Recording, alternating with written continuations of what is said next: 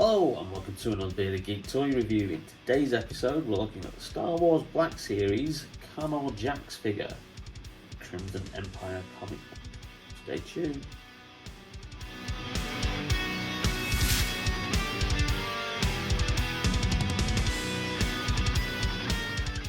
Welcome back to the channel. In today's video we're reviewing the Star Wars Black Series Carnor Jax figure, which was from a 1990s comic book series, Star Wars Crimson Empire. Now, these are a new line of the Black Series, and this came out last year, and I picked this up recently at a Star Wars fan convention for literally £10, and these do actually retail for £25, $25. So it was an absolute real bargain, and there have been several releases since, and these are effectively figures based on the characters or established characters from the movies as they appear in the comic books. So there's quite a few of these to pick up, but what they tend to have is the comic book artwork on the front of the packaging. And what we've got here is obviously the 50th Lucasfilm Limited logo, because this came out last year. You've got Carnor Jax on the side there. You've got a 50th anniversary Lucasfilm timeline, and obviously this is from a comic book in the 1990s, which is no longer effectively canon. It's kind of like been moved into the Star Wars Legends bracket since Disney took over and they wiped out the canon of all the comic books and the novels.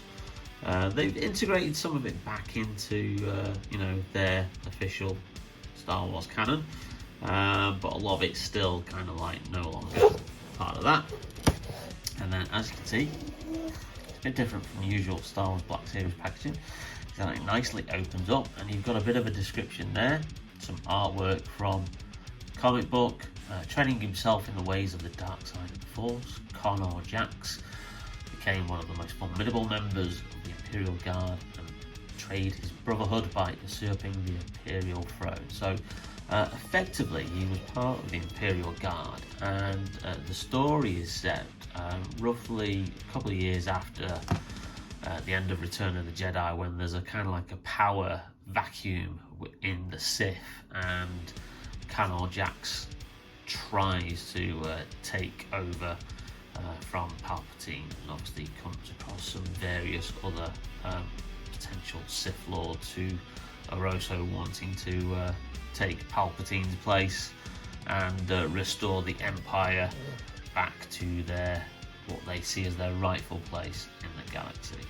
So nice little window, nice little packaging. I really do like this, and if I do see some more of these figures that are cheap, then I will be picking some of these up, because some of these are really, really good. But yeah, 25 quid is what they were, and obviously Hasbro putting up the prices. I think they're now around about £33, $33. So they've gone up literally by about 7 quid in the last year or so. But yet again, Hasbro prices, I'm not going to go on. I'm going to keep ranting about it, but it is just getting bloody ridiculous these days. Anyway, so let's get the figure out and have a closer look. So here's the figure out of the packaging, and he comes with one accessory, which is just this, which is his staff. Kind of like a little bit different to what the standard Imperial Guards had in the Return of the Jedi, and you also see those Imperial Guards as well in Attack of the Clones and Revenge of the Sith, where they had kind of like just a long kind of like pole. So this is like slightly different, a bit reminiscent of the kind of weapons that the Praetorian Guard had in The Last Jedi, where they probably took some inspiration from Crimson Empire, to be quite honest. But yeah, that's a nice accessory, nice weapon, which we'll pose him with shortly. Now, with the figure itself, I do love this figure. It's kind of like a ultimate Imperial Guard, because obviously he's supposed to be one of the best. And the first thing that I noticed is soft goods. He has a soft goods cape, and not only that, it's a lovely crimson red, but on the inside of it, look at that. Look how sparkly purple that is. Wow. That's really, really vibrant. I bet he wears that to the disco every Saturday night. Busted some moves. So I wasn't expecting that at all, because usually you just get that just one colour. I wasn't expecting an inner layer there at all. Well, that is really, really good. Accurate to the comic book, probably. And yeah, some good articulation on the figure. So yeah, ball joint on the feet. Some good articulation there on the legs, especially with all these other additional shield pieces that they've got as well. And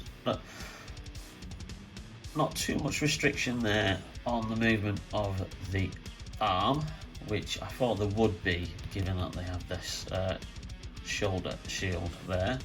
Some movement in the torso. The head does seem to move a little bit, but not by much. And it's not a helmet that comes off, so you don't actually see the character's face underneath. But there you go. And it does come with a little blaster there as well, which I've just noticed, which is a little accessory there, which is held together by a little bit of elastic, which we might take off and just pose him with shortly. But overall, I mean, I can't really complain, you know. It's the first time I've been to that particular Star Wars fan convention. Apparently they run it every year.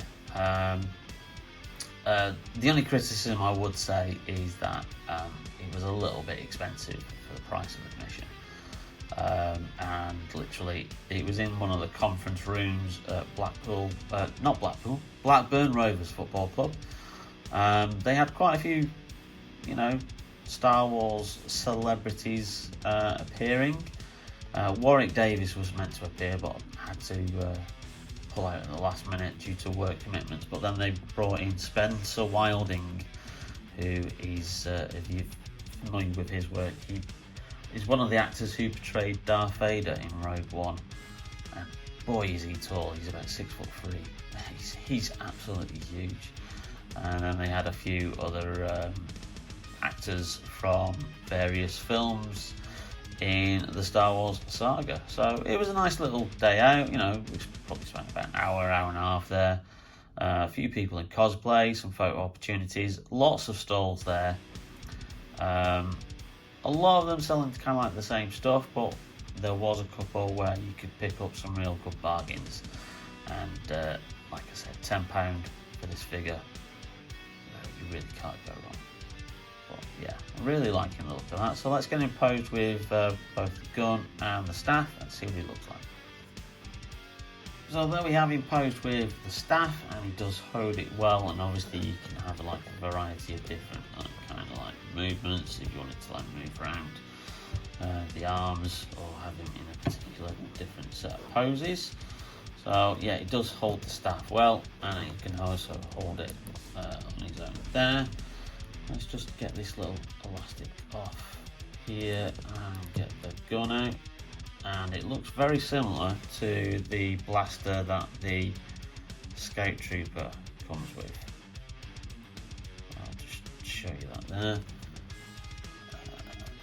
So yeah, it just has that little elastic that they sometimes have with it, just to stop it falling out in the packaging.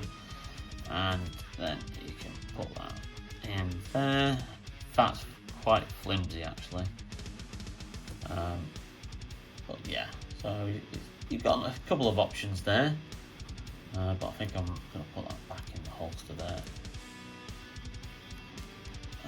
There it goes, and it fits in very, very snugly. I don't think that's going to fall out even without the clear elastic band no longer keeping it in place. So yeah, I'm really pleased with this figure. It's going to be a nice addition to the Sith Imperial collection that I've got. There he is, Carnor Jax, from the comic book series Crimson Empire, part of the Star Wars comic book Black Series range of figures.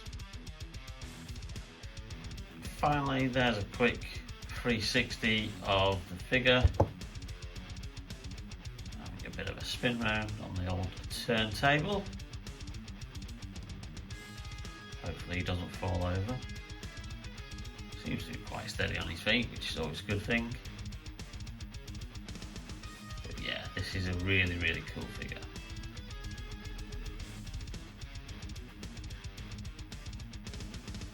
Well, thanks for watching, and if you did like that video, then don't forget to leave us a like. It really does help out the channel. And if you haven't subscribed yet, hit that subscribe button and that notification bell to get notified whenever we upload new videos. Some new videos coming up soon will be DC Multiverse and Marvel Legends, more Star Wars Black Series, and also a big announcement about what's happening with the channel in the next couple of weeks. So stay tuned for that, and we'll see you soon on Bearded Geek Toy Reviews. Bye now.